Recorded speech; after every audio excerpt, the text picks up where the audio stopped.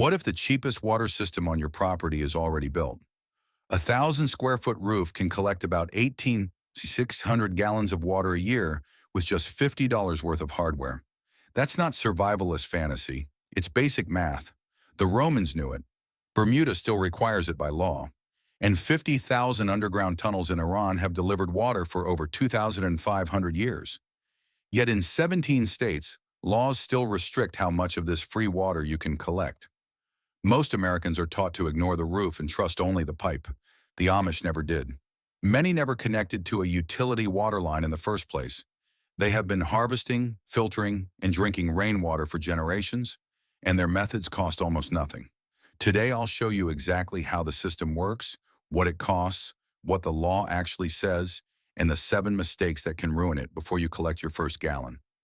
To understand why this system works, we have to go back to the civilizations that never separated shelter from storage. Long before municipal pipes and monthly utility bills, people in dry regions learned a rule that modern life makes easy to forget. Rainfall is not the resource. Storage is. A storm can hit hard and disappear fast. If you cannot hold what falls, the storm is just noise. By the Roman period, rainwater systems were not fringe technology. They were standard infrastructure. Roman villas included catchment systems, even in a civilization famous for its aqueducts. Rome had large centralized water networks, yet it still treated local storage as intelligent design. They did not replace household systems with aqueducts. They layered one system on top of another. That is the first big clue in this story. Resilience comes from redundancy, not a single pipe. In Bermuda, where there are no rivers and no freshwater lakes, rainwater catchment became part of the house itself.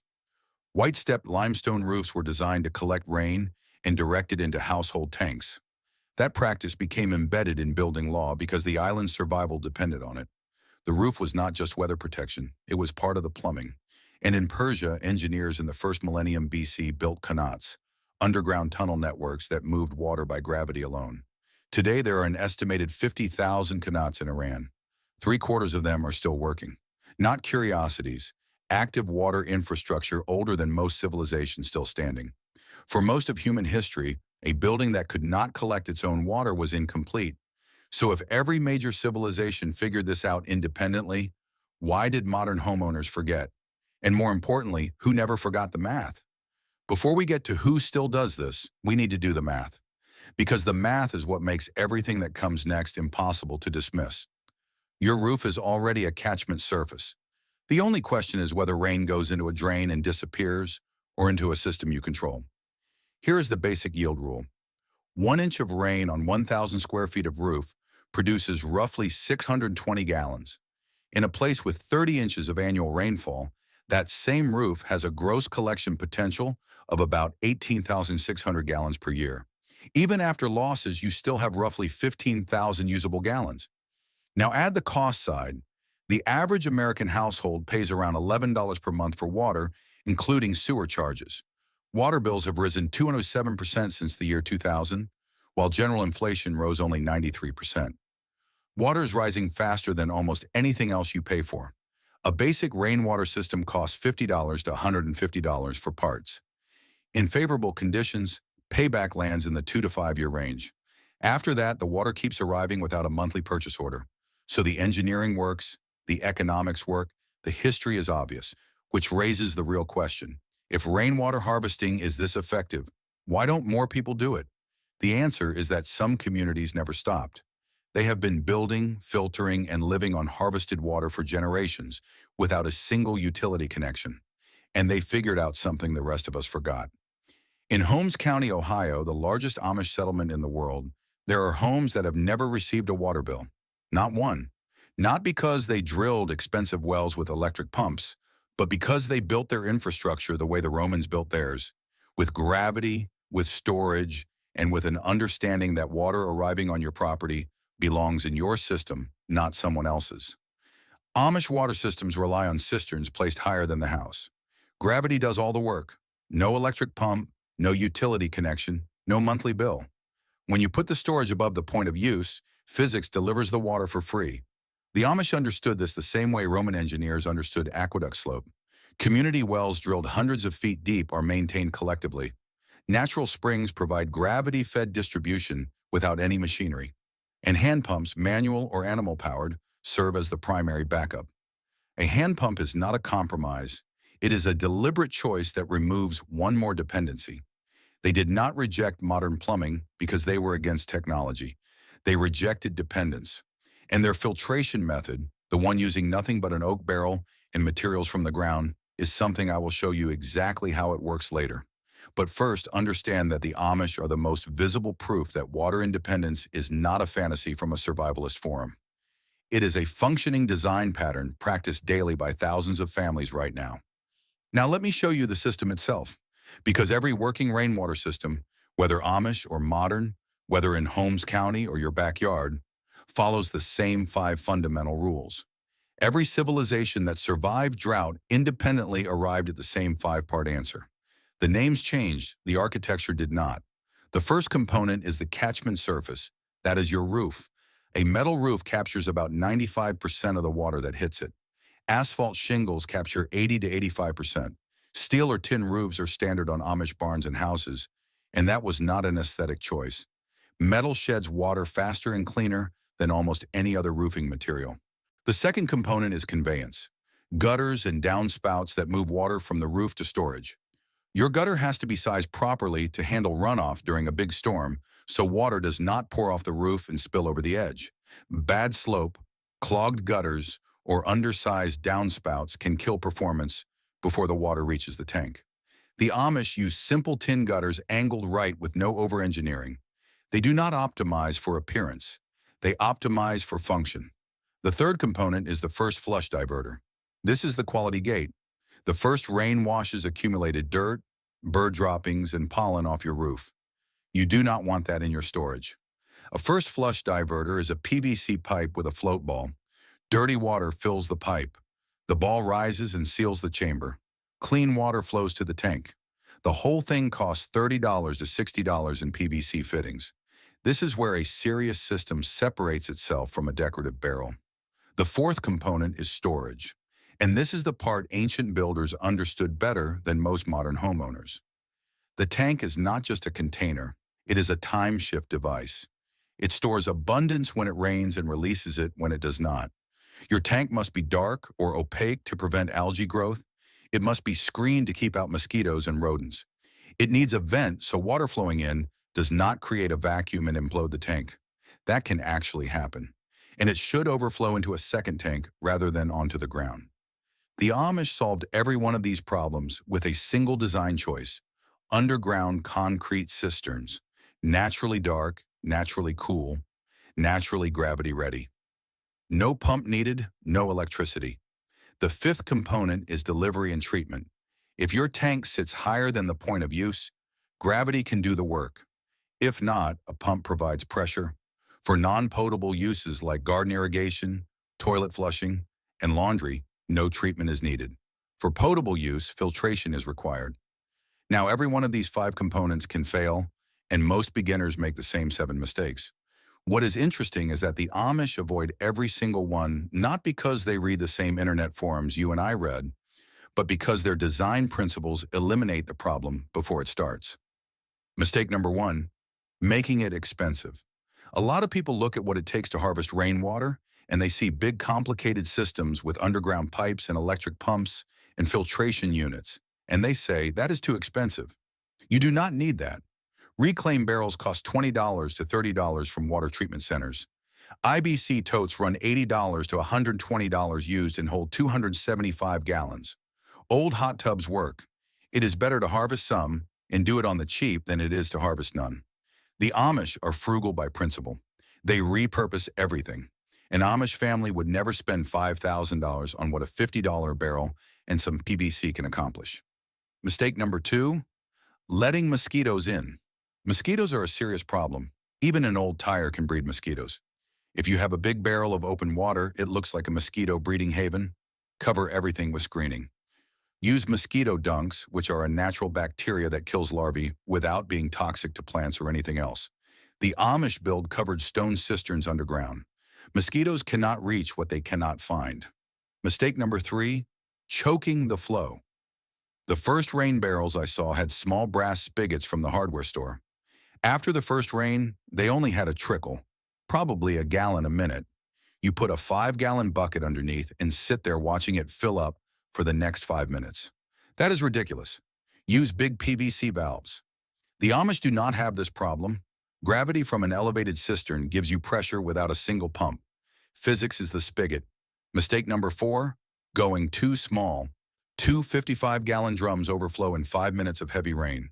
The University of Arizona reports that a 1-inch rain will collect 600 gallons from a 1,000 square foot roof. A couple of 55-gallon drums is better than nothing, but that is not a lot of water. Go big. The Amish build massive concrete cisterns, not barrels. When you build for generations, you do not think in 55-gallon increments. Mistake number 5, missing swales. Swales are indentations cut into the ground running on contour.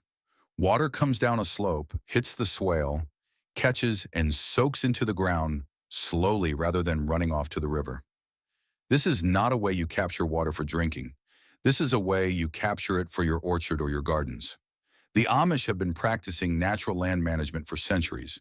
Permaculture before permaculture had a name. Mistake number 6, algae. Algae are tiny plants. That means they photosynthesize.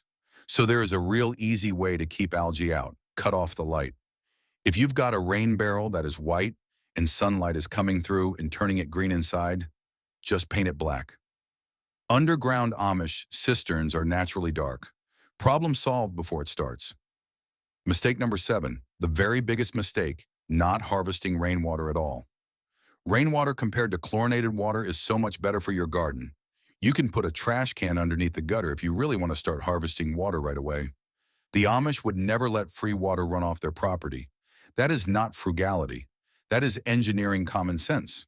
Now, the question most people ask at this point, can you actually drink this water? The answer is yes, but only if you filter it right. And the Amish have been doing exactly that with nothing but an oak barrel and materials from the ground. Rainwater is naturally soft, no chlorine, no fluoride, no dissolved minerals that scale your pipes, but it is not automatically safe to drink. Bird droppings carry bacteria like E. coli and Salmonella. Certain roof materials leach heavy metals, and atmospheric pollutants, including PFAS, can contaminate rainwater anywhere. A safe rainwater drinking system uses multiple barriers. The first barrier is pre-filtration, screens and first flush diverters that keep the worst contaminants out of the tank entirely. We already covered that. The second barrier is sediment filtration to remove particles. The third is activated carbon, which costs $3 to $5 for an inline cartridge and removes volatile organic compounds and improves taste. The fourth is UV sterilization, which kills 99.99% of bacteria and viruses, or boiling, which is free but labor-intensive. Now here is the method the Amish have been using for generations. An oak barrel, stones at the bottom, sand above the stones, charcoal above the sand, larger stones at the top to prevent channeling. Water pours through from the top and exits at the bottom. That is the same multi-barrier principle that modern water treatment engineers charge thousands to replicate. Sediment removal, activated carbon filtration, particulate screening. The Amish built it from what they had on the property. For modern equivalents, a Berkey gravity-fed filter costs $200 to $400, needs no electricity, and removes over 200 contaminants. It is the modern version of the Amish oak barrel. Gravity does the work. A full UV system runs $400 to $800. Reverse osmosis starts at $1,000. But here is what matters most. The water is not potable straight from the pipe the same way municipal supply is. Filter it first.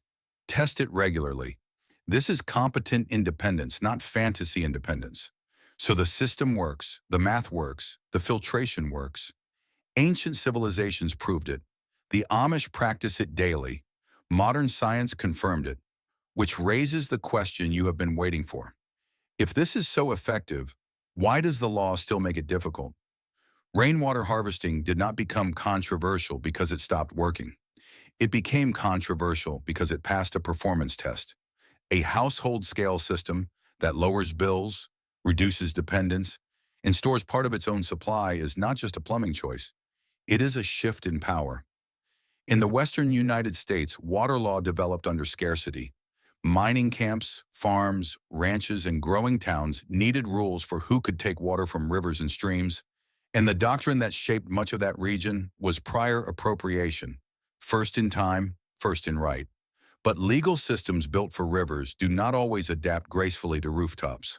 Under strict interpretations in some Western jurisdictions, rain falling onto private property was still treated as part of a broader hydrological system already allocated by law.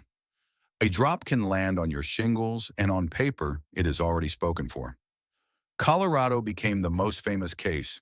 For years, residential rainwater collection was heavily restricted. The state only changed course in 2016 with House Bill 16-1005, which legalized limited household collection. 2 rain barrels, combined storage of 110 gallons, outdoor use only, on the same property. That number is telling. If the concern was simply whether collection should be done safely, the law would focus on design standards and mosquito control. The state was not just regulating how you collect, it was regulating how independent that collection could become. Utah shows a softer version. Rainwater harvesting is legal, but registered systems can store up to 2,500 gallons. Without registration, you are limited to 2 containers holding 100 gallons each. That is not a total ban. It is a reminder that the state still sees rooftop rain as something to monitor. Oregon is often pulled into these headlines, but the reality is more precise than illegal. Oregon allows rainwater harvesting from roof surfaces with code pathways for systems, especially for non-potable use. The key point is not that Oregon bans the practice, it is that the state defines and limits how it is treated in the regulatory framework. Most modern suppression does not look like a dramatic ban. It looks like friction, a patchwork of caps, registration rules, permits, use restrictions, code complexity, and enough uncertainty that the average homeowner decides it is easier to stay dependent on the utility line. But the tide is turning. Several states updated their laws in 2024 and 2025, and the changes overwhelmingly favor homeowners. Rebates, tax advantages, and incentives are appearing, especially in drought-prone regions where every gallon saved reduces pressure on centralized supply. And when modern science tested this system on its own terms, the old builders started looking less like traditionalists and more like engineers who got there first. A major Nature Communications study published in 2025 modeled the global potential of rainwater harvesting for safe drinking water access and estimated that under different scenarios, rainwater systems could contribute to safe drinking water for hundreds of millions to more than 2 billion people. That is not a claim that every roof solves every water problem. It is a scientific confirmation that rainwater harvesting can be a serious part of modern water security. The method is old, but the performance case is current, and the revival is growing because people are rediscovering both at the same time. So here is how you start. Not with a full system, not with a $5,000 installation, but with the first practical step you can take this weekend. You do not need to jump from zero to full off-grid water independence. Step 1. Do the roof math. Measure your catchment area, check your local annual rainfall. Multiply roof area times annual rainfall in inches times 0.623. That gives you gross gallons per year. Start with the number. The number tells you whether this makes sense for your property. Step 2. Check local codes and water rules before you buy anything. The legal patchwork is real and the goal is resilience, not fines. Step 3. Build your first system. Gutters, a mesh screen, a first flush diverter, and a covered tank for irrigation. A reclaimed 55-gallon drum costs $20 to $30. A mesh screen is $5.